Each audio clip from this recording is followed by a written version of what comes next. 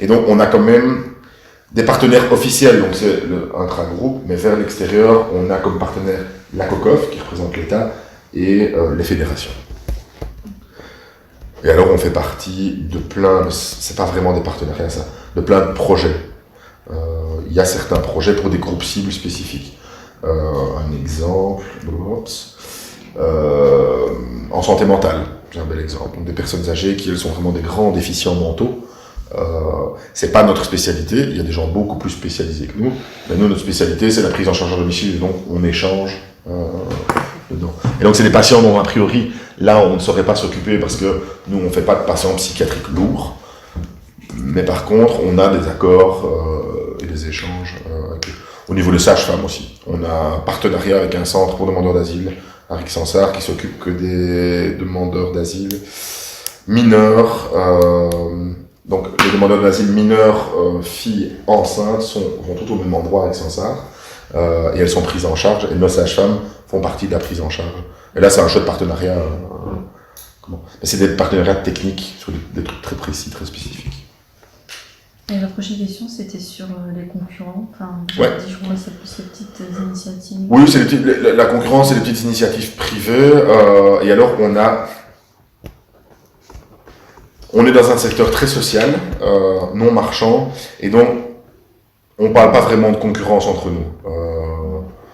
Parce que dans les faits, et ça je le rejoignais en disant les difficultés, c'est que on a tous beaucoup trop de demandes par rapport à ce qu'on offre. Et donc la concurrence n'est pas vraiment c'est pas vraiment marqué, ou c'est un combat parce qu'il faut se partager. Il n'y a pas de combat parce qu'on est tous débordés dans ce qu'on fait. Il y a des structures plus grosses, plus petites, mais on ne joue pas à j'aimerais encore grandir. Alors, il y a toujours un peu de concurrence. Oui, vous êtes la plus grosse. On est la plus grosse. Donc, nous, on a moins de concurrence. On est moins impacté par la concurrence. Oui. Quand on est le leader, on est dominant. Mais tantôt, au niveau des problèmes, vous avez énoncé qu'il y avait un problème financier parce que, justement, c'est indépendant. En termes de soins. Ouais. Au niveau du soin infirmier, là, clairement, il y a une vraie concurrence. À ce niveau, vous dites? Ouais, au niveau juste du soin. Donc, si on prend l'organigramme ici, on va se retrouver sur inf et kiné. Là, on peut parler. Alors, mon conseil d'administration déteste quand je parle de ça, mais c'est de la vraie concurrence. Donc là, c'est vraiment une guerre de je prends les patients,